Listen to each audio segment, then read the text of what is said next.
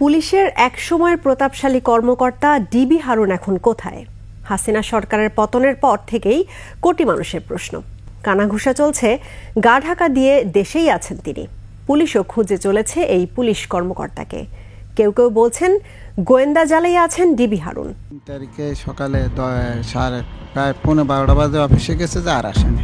শুনছিলেন ডিবি হারুনের বাসার কেয়ারটেকারের কথা। 3 আগস্ট সকালে উত্তরার বাসা থেকে বের হওয়ার পর থেকেই লাপাত্তা ডিএমপির সাবেক অতিরিক্ত কমিশনার হারুনুর রশিদ। 1 আগস্ট তাকে গোয়েন্দা শাখা থেকে সরিয়ে ডিএমপির ক্রাইম অ্যান্ড অপারেশন শাখায় পদায়ন করা হয়। নতুন অফিসে 2 আগস্ট পর্যন্ত দায়িত্ব পালন করেন হারুন।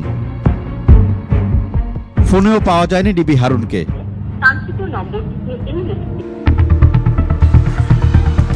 অনুপস্থিত পুলিশ সদস্যদের খোঁজ নেওয়া হয় পুলিশ সদর দপ্তরে। সেখান থেকে জানানো হয় তাদের সম্পর্কে খোঁজ খবর নেওয়ার চেষ্টা চলছে। যে সকল পুলিশ সদস্য এবং কর্মকর্তা যারা কাজে যোগদান করবে তাদেরকে কিন্তু 15 আগস্টের মধ্যে কিন্তু কাজে যোগদান করতে বলা হয়েছিল বা নির্দেশ প্রদান করা হয়েছিল।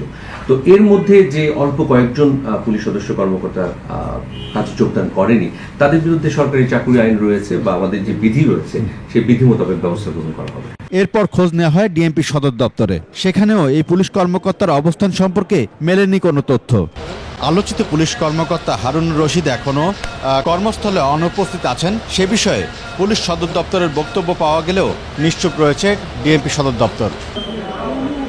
তবে হারুন গোয়েন্দা জালে আছে বলে ধারণা করছেন এই আইনজীবী। আমি মনে করি যে 625 জন সেনানিবাসে যে আশ্রয় নিয়েছিল তার ভিতরে সবচেয়ে বেশি ছিল পুলিশ অফিসার।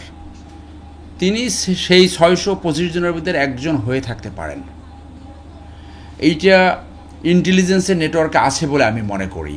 প্রচার আছে সরকার পতনের পর ডিবির এই কর্মকর্তা গণপিটুনির শিকার হয়ে রাজধানীর একটি বিশেষায়িত হাসপাতালে ভর্তি হয়েছিলেন, কিন্তু এরপর কোথায় গেছেন বলতে পারছেন না কেউই।